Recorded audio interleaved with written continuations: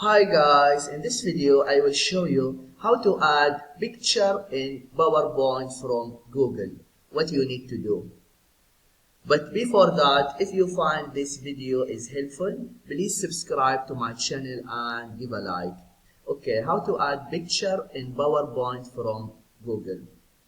When you are in PowerPoint, after that go to Google and type for the picture you are looking for example car, and then images.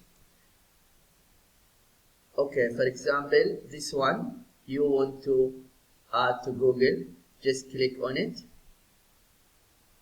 and then here right click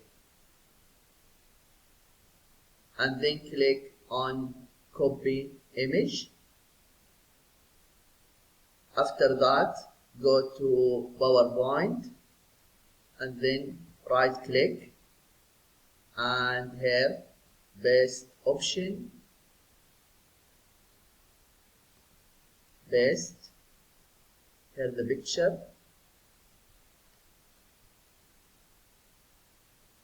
and here you can resize the image, you can move it. Yeah, this is what you need to do if you want to know how to add picture in PowerPoint from Google. I hope this video is helpful. Thank you for watching and see you in the next video.